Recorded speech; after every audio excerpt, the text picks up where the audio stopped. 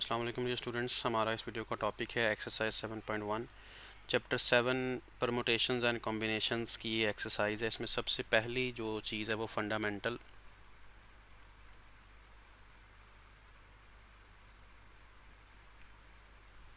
Principle of counting है।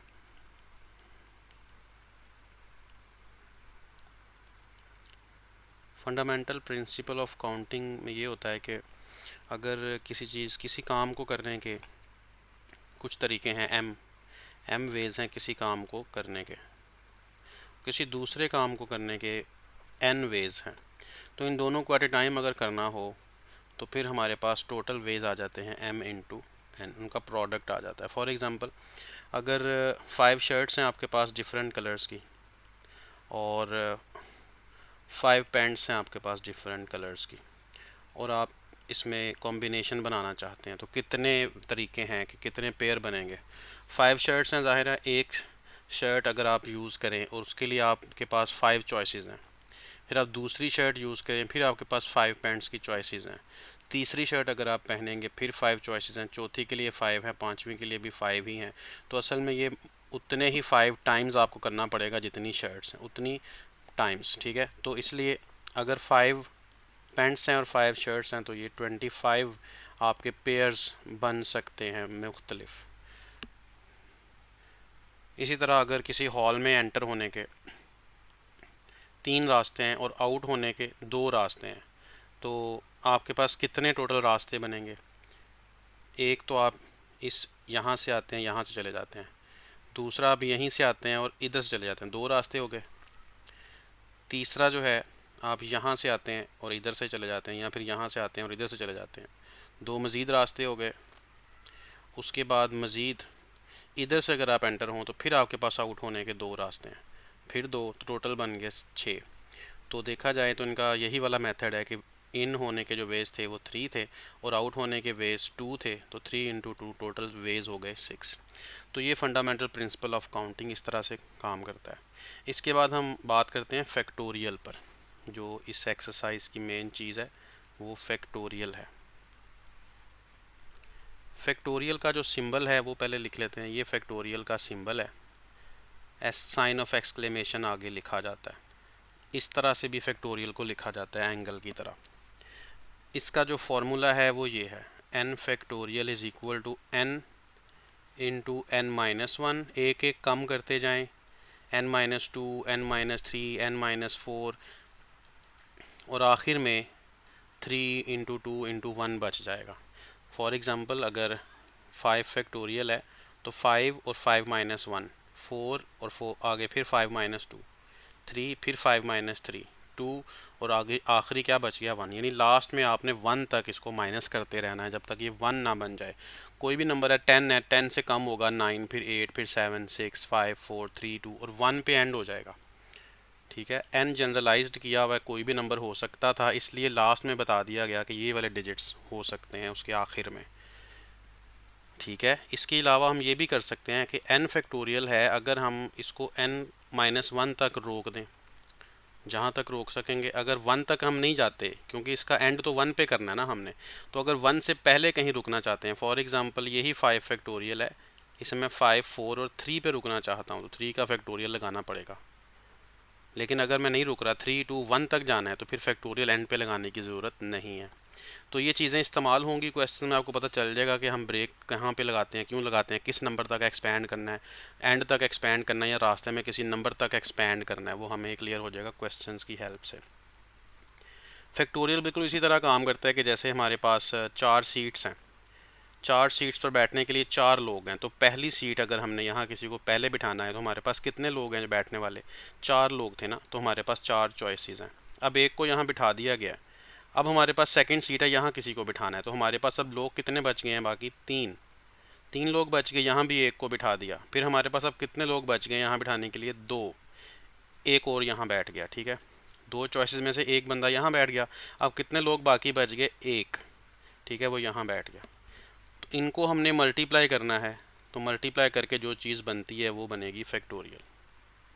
ये तब बनता है फैक्टोरियल जब नंबर भी उतने ही हों, यानी सीट्स, नंबर ऑफ़ सीट्स उतनी ही हो जितने के नंबर ऑफ़ पीपल हैं जिनको हमने बिठाना है। अगर नंबर सेम है तादाद तो फिर उसका बनेगा फैक्टोरियल। अगर तादाद सेम नहीं है, डिफरेंट है, तो फिर फैक्टोरियल नहीं बनेगा, फिर कॉम्बिनेशन या परमुटेशन की तरफ हम चले जाएंगे। वो अगली एक्सरसाइज में हम डिस्कस करेंगे। अभी हम इसकी एक्सरसाइज के क्वेश्चन नंबर 1 पे आते हैं। क्वेश्चन नंबर 1 में ये लिखा है 10 factorial divide bye 0 factorial into 8 factorial. तो इसको सॉल्व करना है। 10 फैक्टोरियल हम एक्सपैंड करते हैं, 10 इंटू 9 इंटू 8 तक एक्सपैंड कर लेते हैं। क्यों 8 तक, मैंने 1 तक एक्सपैंड क्यों नहीं किया? क्योंकि नीचे 8 फैक्टोरियल ऑलरेडी लिखा हुआ है, तो 8 फैक्टोरियल को 8 फैक्टोरियल से कैंसिल कर देंगे। 0 फैक्टोरियल की वैल्यू होती है 1, 0 फैक्टोरियल भी 1 होता है और 1 फैक्टोरियल भी 1 होता है, और 2 फैक्टोरियल आपको पता है 2 इंटू 1 करना है, तो आंसर 2 आ जाएगा। 3 फैक्टोरियल का मतलब है 3 इंटू 2 इंटू 1, तो आंसर 6 आ जाएगा। इसी तरह वो चलते रहते हैं फैक्टोरियल्स। 8 फैक्टोरियल, अब 8 फैक्टोरियल 8 फैक्टोरियल से कैंसिल किया, 10 इंटू 9 90 इसका आंसर आ गया। इसमें एक अहम बात यह है कि अगर 7 फैक्टोरियल लिखा हो और नीचे लिखा हो 2 फैक्टोरियल, तो 2 फैक्टोरियल और 7 फैक्टोरियल खुद एक कंप्लीट नंबर है। इसमें ऐसा नहीं आप कर सकते कि फैक्टोरियल को फैक्टोरियल से काट दें और आंसर दे दें 7/2। ऐसा आप हरगिज़ नहीं कर सकते। फैक्टोरियल फैक्टोरियल से काट नहीं सकते। अगर नंबर्स मल्टीप्लाई हो रहे हैं 7 फैक्टोरियल 2 फैक्टोरियल, तो इसको हम 14 फैक्टोरियल नहीं लिख सकते। ठीक है, फैक्टोरियल पूरा एक कंप्लीट नंबर है। जब तक ये सॉल्व नहीं होगा तब तक आप उसको किसी चीज़ में प्लस माइनस मल्टीप्लाई नहीं कर सकते। ठीक है जी, ये अहम बात थी इसमें। इसका हम करते हैं सेकंड पार्ट। सेकंड पार्ट में है 12 फैक्टोरियल डिवाइड बाय 3 फैक्टोरियल और मल्टीप्लाई ब्रैकेट में है 12 माइनस 3 फैक्टोरियल। तो 12 फैक्टोरियल को एक्सपैंड करना है हमने, 12 इंटू 11 इंटू 10 इंटू 9 तक एक्सपैंड हम कर देते हैं। 9 तक हम इसलिए एक्सपैंड कर रहे हैं, इसको 3 to 1 किया, क्योंकि 12 माइनस 3 9 फैक्टोरियल होता है। तो 9 factorial will be cancelled with this 9 factorial. 3 into 2 6 है, तो इसमें 6 की कटिंग 12 से कर देते हैं, तो बाकी 2 बचेगा। अब इनको आप मल्टीप्लाई कर दें, 11 इंटू 2 22 इंटू 10 220। तो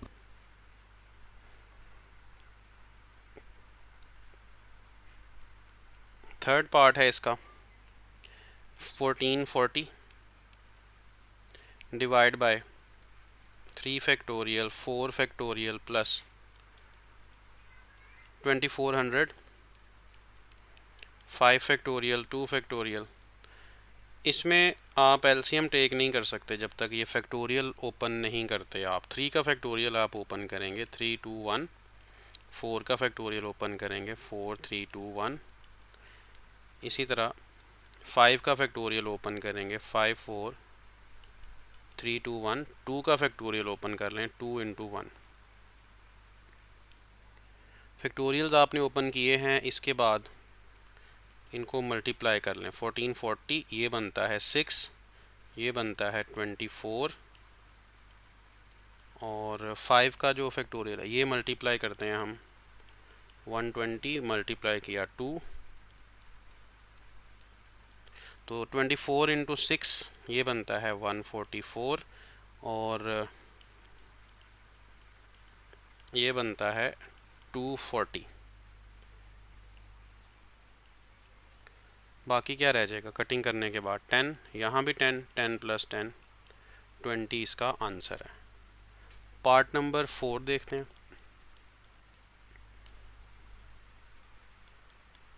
n plus 2 factorial divide by n plus 1 factorial.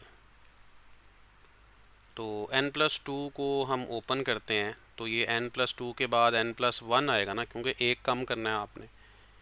तो यहाँ पे फैक्टोरियल आप रोक दें, इसको ज़्यादा एक्सपेंड ना करें, क्योंकि नीचे ऑलरेडी n प्लस 1 फैक्टोरियल है। तो ये n प्लस 1 फैक्टोरियल कैंसिल हो जाएगा और आंसर आ जाएगा n प्लस 2। इसके बाद क्वेश्चन नंबर 2 है।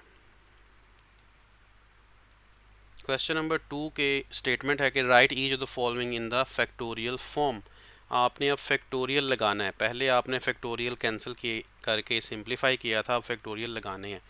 तो यहाँ से n कॉमन करें, n स्क्वायर माइनस वन बनता है।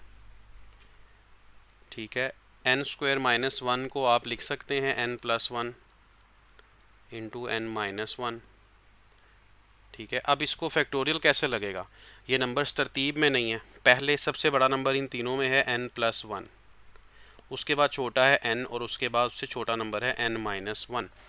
अगर n को आप 2 समझ लें तो ये 2 प्लस वन 3 बनता है, ये 2 है, और ये 2 माइनस वन 1, 3 2 1 बनता है ना। तो इसलिए हमें तरतीब का पता चला है। तो हमें इसका फैक्टोरियल बनाना है। फैक्टोरियल बनाने के लिए ये जो नंबर लिखा हुआ है n प्लस वन, ये बड़ा नंबर है, ये उससे एक कम है, और ये उससे एक और कम है। इसके आगे उससे एक और कम कर दें तो n माइनस टू फैक्टोरियल हो जाएगा। इसी के साथ आप इसको डिवाइड भी करें और मल्टीप्लाई भी। n माइनस टू फैक्टोरियल खुद मल्टीप्लाई और डिवाइड हमने किया है ताकि फैक्टोरियल आ जाए इसमें। अब ये n प्लस वन, n और n माइनस वन और n माइनस टू, आगे n minus three, n minus four, so on, कहाँ तक इसलिए एक्सपेंड करना होता है फैक्टोरियल को। लास्ट में आता है 3, फिर 2, फिर 1। तो ये कंप्लीट फैक्टोरियल किसका हुआ, सबसे बड़े नंबर का। सबसे बड़ा नंबर इसमें कौन सा है, n प्लस वन। तो इस सारे की जगह हम लिख सकते हैं n प्लस वन फैक्टोरियल, क्योंकि उसके अंदर ये सारा कुछ मौजूद है। जैसे लिखा हो 7 6 5 4 3 2 1, तो आप इसे लिख सकते हैं 7 इंटू 6 इंटू 5 इंटू 4 का फैक्टोरियल, क्योंकि ये सारा 4 का फैक्टोरियल है। तो अगर ये लिखा हुआ है तो सबसे बड़ा नंबर यहाँ पे आ रहा है 7, तो इस सारे को मैं लिख सकता हूँ 7 का फैक्टोरियल, क्योंकि ये 7 फैक्टोरियल ये सारा ओपन करके फिर ही बनता है। 4 को भी ओपन करें तो 7 6 एंड तक 1 तक जाएगा ये ओपन होकर, तो ये 7 फैक्टोरियल बनता है। इसलिए इसी तरह से मैंने यहाँ पे भी किया कि फैक्टोरियल यहाँ बाउंड किया हुआ है, ये उससे एक नंबर छोट बड़ा है, और उससे एक नंबर और बड़ा, और उससे एक नंबर और बड़ा, तो सबसे बड़े नंबर का फैक्टोरियल ऊपर लिख देते हैं, नीचे वाला फैक्टोरियल एज इट इज़।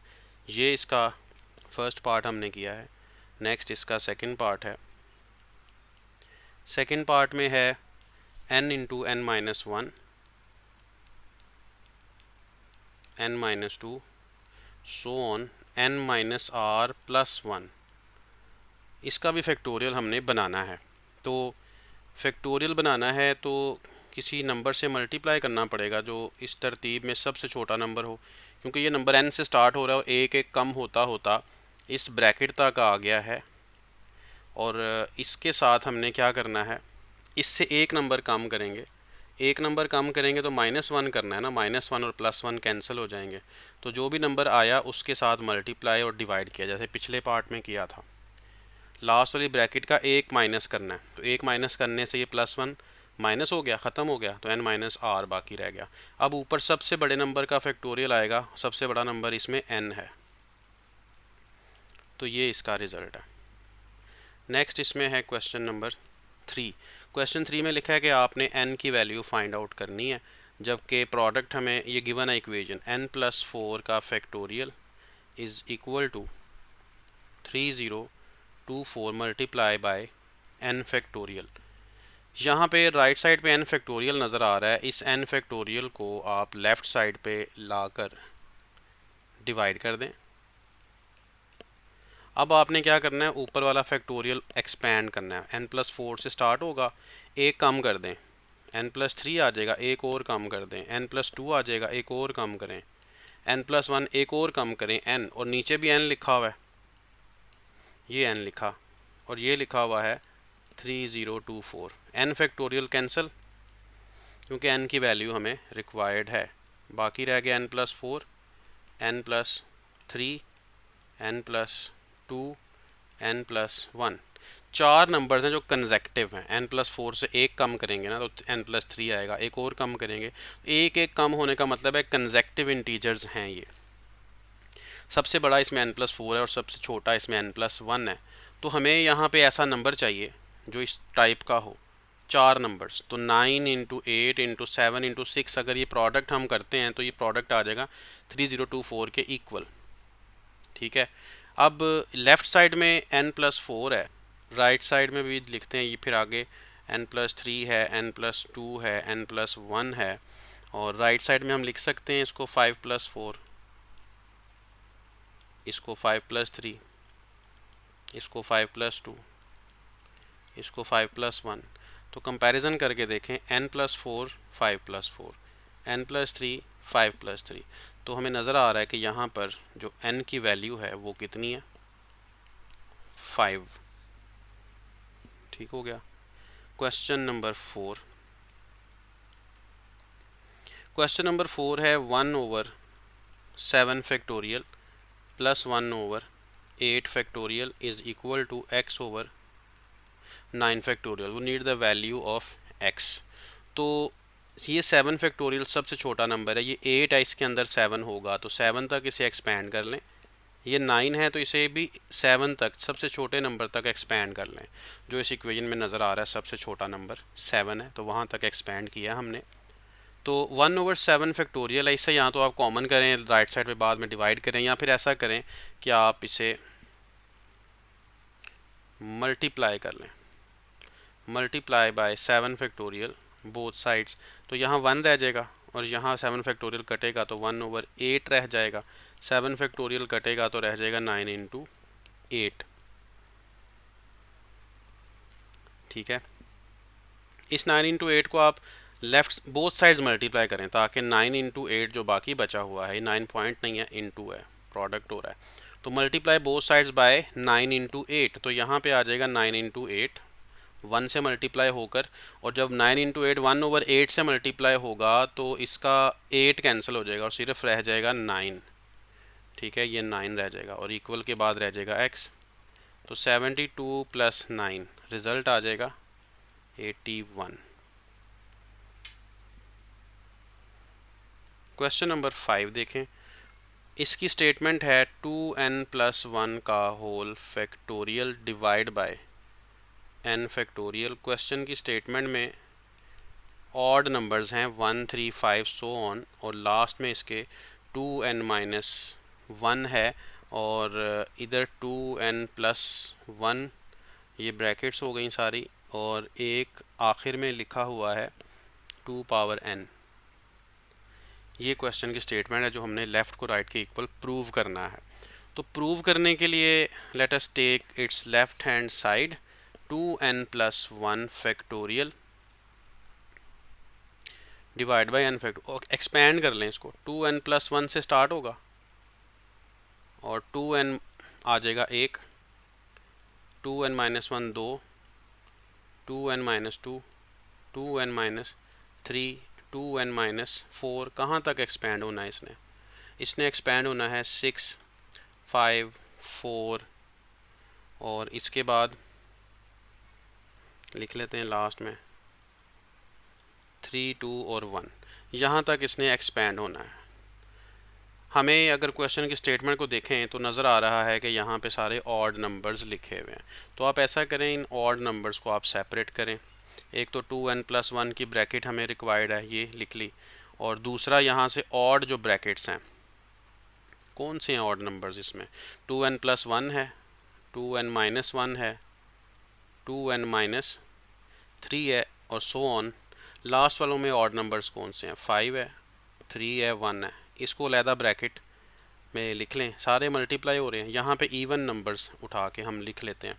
तो इवन नंबर्स मुझे नज़र आ रहे हैं 2n, 2n-2, 2n-4, 6 4 एंड 2। ये वाले इवन नंबर्स हम यहाँ पे लिखेंगे। तो लिखते हैं जी 2n, 2n-2, 2n-4, so on, 6 4 and 2। सारे इवन भी लिख लिए, सारे ऑड भी लिख लिए। ये जो ऑड हैं इनको अगर हम अरेंज कर लें, पहले 1 लिख लेते हैं, फिर 3, फिर 5 और सो ऑन हम इधर को कर लेते हैं। तो बाकी सो ऑन के बाद आप सिर्फ लास्ट नंबर भी लिख लें तो काफ़ी होता है, लेकिन क्वेश्चन की स्टेटमेंट में लास्ट 2 नंबर्स लिखे हुए हैं, तो इसलिए हम सिर्फ लास्ट 2 नंबर्स लिख लेते हैं, 2n-1 और 2n+1। 2n-3 मैंने नहीं लिखा क्योंकि ये सो ऑन के जो डॉट्स हैं इसके अंदर काफ़ी सारे नंबर्स हैं, जिनके अंदर एक 2n-3 भी शामिल है, 7 है, 9 है, 11 है, 13 है, काफ़ी सारे नंबर हैं जो नहीं लिखे हुए। क्योंकि क्वेश्चन की स्टेटमेंट में जो उसने कहा है उतना ही हम लिखेंगे, बाकी हम सो ऑन के अंदर छोड़ देंगे। अच्छा, जो सेकंड ब्रैकेट हमें यहाँ पे नज़र आ रही है, इस ब्रैकेट में 2 कॉमन किया जा सकता है। यहाँ से आप 2 निकाल दें, एक टू आपके इस ब्रैकेट से निकलेगा क्योंकि ये मल्टीप्लाई हो रहे हैं ना, प्लस नहीं है दरमियान में। अगर 2n प्लस और आगे ब्रैकेट होती, फिर आगे प्लस और अगली ब्रैकेट होती, फिर प्लस सो ऑन और +6 और +4 और +2 होता, तो फिर एक ही दफ़ा 2 कॉमन आता। ये सारे मल्टीप्लाई हो रहे हैं, इसका मतलब हर ब्रैकेट का 2 आपस में मल्टीप्लाई होगा। तो एक ये वाला 2 आ जाएगा ना, एक यहाँ से कॉमन आएगा 2, एक यहाँ से कॉमन आएगा, सो ऑन में से भी जहाँ जहाँ नंबर हैं सारे इवन है 2 कॉमन आता जाएगा। और लास्ट वाले 6 में से 4 में से 2 में से 2 कॉमन आएगा। तो इनकी तादाद जितनी होगी उतने 2 कॉमन आएंगे। उतने 2 कॉमन आने का मतलब है कि उसकी उतनी पावर हम लगा देंगे। तो ये तादाद में कितने हैं, n ही है ना, ये तादाद में n है, 2 पावर n कॉमन आएगी क्योंकि यहाँ एक पहले में से n बच गया, दूसरी ब्रैकेट में से n-1 बच गया, तीसरी में से n-2 क्योंकि 2 कॉमन किया हमने हर एक ब्रैकेट में से। और लास्ट में अगर आप देखें तो 6 में से 2 कॉमन करके बाकी क्या बचता है, 3, 4 में से 2 कॉमन करके 2, 2 में से 2 कॉमन करके 1। कॉमन करने का मतलब यही है कि आप उस नंबर से डिवाइड करके आंसर को ब्रैकेट के अंदर लिखते हैं। तो आप हर एक जगह पे 2 डिवाइड करते जा रहे हैं। तो जितनी बार आपका 2 डिवाइड हुआ है उतनी बार यहाँ मल्टीप्लाई भी हुआ है, उसकी पावर बन रही है। अब इस ब्रैकेट से आपको नज़र आ रहा है कि 1 2 3 सो ऑन और लास्ट नंबर n है, तो 1 से लेके n तक की गिनती है। तो इसका मतलब है कि जो 2 था हर एक ब्रैकेट में से निकला तो वो n ब्रैकेटों में से बाहर आया ना, इसलिए मैंने 2 की पावर n लगाई है।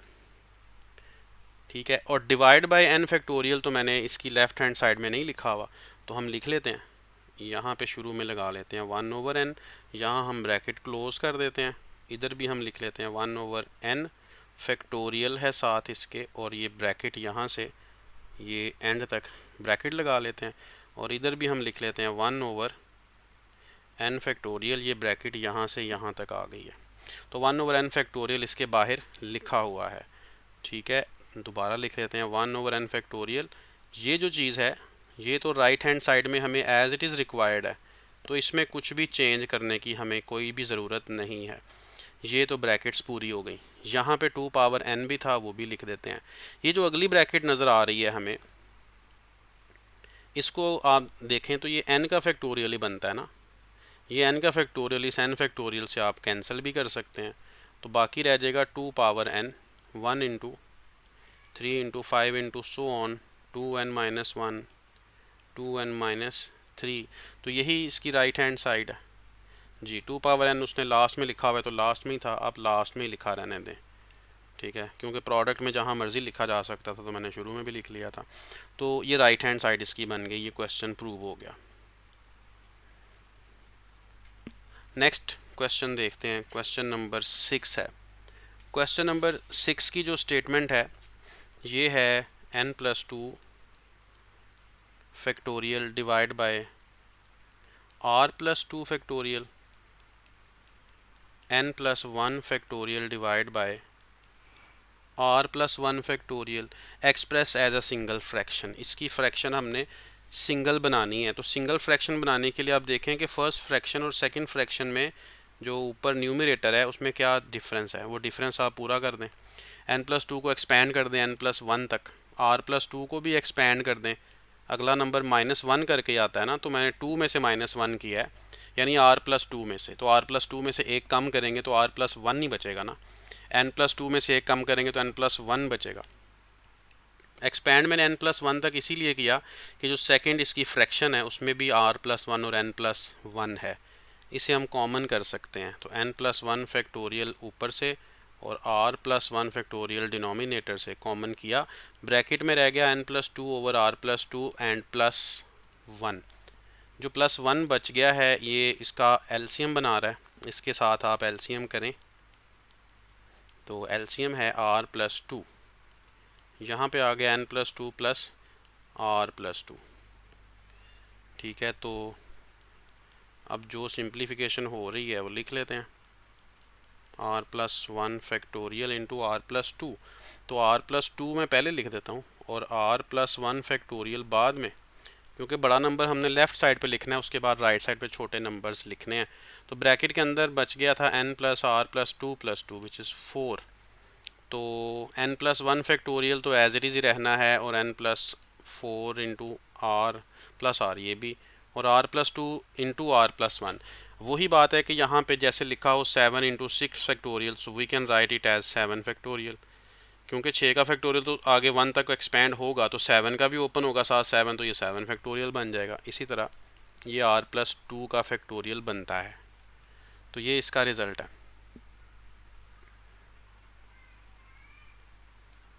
Question number 7, there are 4 distinct coloured balls and 4 boxes of same colour. अच्छा जी, हमारे पास उसने बताया है कि 4 बॉक्सेस हैं, 1 2 3 एंड 4 बॉक्सेस हैं और 4 ही बॉल्स हैं। बॉल्स भी हम बना लेते हैं, 1 2 3 एंड 4 बॉल्स हैं। उसने साथ ये बताया है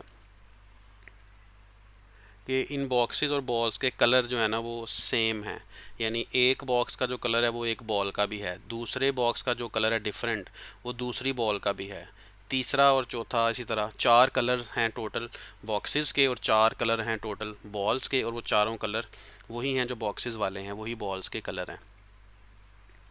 Determine the number of possible ways the balls, one each in a box, can be placed such that a ball does not go to a box of its own color. तो अगर ये हम फर्ज कर लेते हैं जी, ये ब्लू है, ठीक है, तो ये बॉक्स भी ब्लू है। फिर हम इसको ग्रीन टेक कर लेते हैं तो ये बॉक्स भी ग्रीन है। इसको येलो टेक करते हैं तो बॉक्स भी येलो कलर का है। इसको रेड और ये भी बॉक्स भी रेड कलर का है। क्वेश्चन ये है कि ब्लू बॉल ब्लू बॉक्स के अंदर नहीं रखनी, बाकी आप कहीं पे भी रख सकते हैं। ग्रीन बॉल ग्रीन बॉक्स में नहीं रखनी, बाकी किसी बॉक्स में भी रख सकते हैं। Similarly for yellow and red balls as well. तो सबसे पहली जो चीज़ बनेगी वो ये होगी कि जो ब्लू बॉल है ये हम यहाँ पे तो रख नहीं सकते ना ब्लू बॉक्स में, तो हमारे पास कितनी चॉइसेस हैं? हमारे पास 3 चॉइसेस हैं। ग्रीन येलो या रेड किसी जगह पर भी रखी जा सकती है। तो ऐसा करते हैं कि जो ग्रीन है यहाँ पर मैंने ब्लू बॉल को रख दिया है, ठीक है। अब ये येलो बॉक्स है, ये रेड बॉक्स है, ये ब्लू बॉक्स है। तो मेरे पास 3 चॉइसेस थी ब्लू बॉल को रखने के लिए, ग्रीन येलो रेड। मैंने एक जगह पे उसको रखा, तो 3 चॉइसेस थी। इसका मतलब है मैं यहाँ पे लिखूँगा कि नंबर ऑफ़ वेज मेरे पास जो थे, number of ways for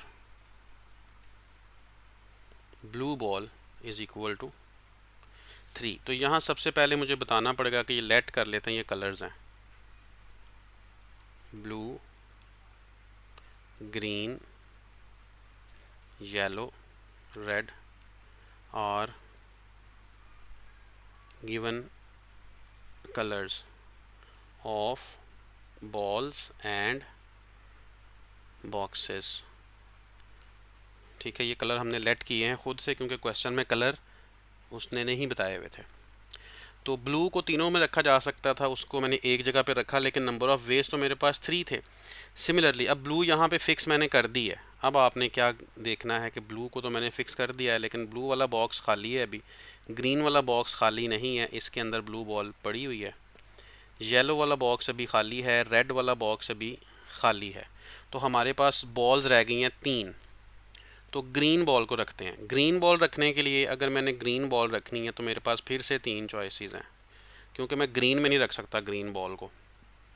3 choices हैं, तो फिर मेरे पास आ गया नंबर ऑफ़ वेज फॉर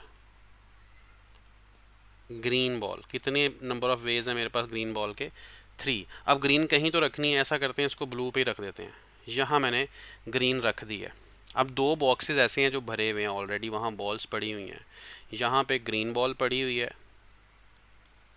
और ग्रीन बॉक्स में ब्लू बॉल पड़ी हुई है, येलो और रेड अभी रहती हैं, ठीक है। अब अगर मैंने येलो बॉल रखनी है तो येलो बॉल रखने के लिए मेरे पास सिर्फ एक ही चॉइस है कि मैं रेड में रख दूँ, ठीक है।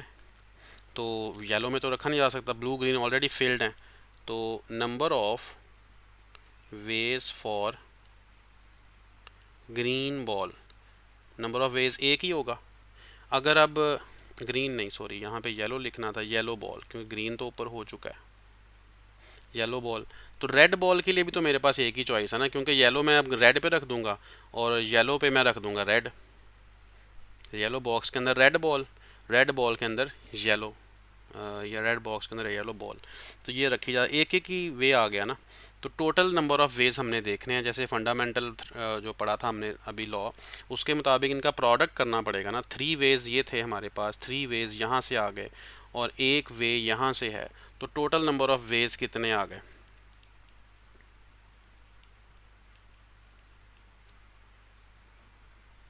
टोटल नंबर ऑफ़ वेज इनका प्रोडक्ट है 3 इंटू 1 क्योंकि रेड का भी एक है, येलो का भी एक ही होगा। 3 इंटू 3 9 वेज। एक्सरसाइज कंप्लीट होगी 7.1। मिलते हैं 7.2 एक्सरसाइज में। अपना ख्याल रखिएगा। अल्लाह हाफिज़।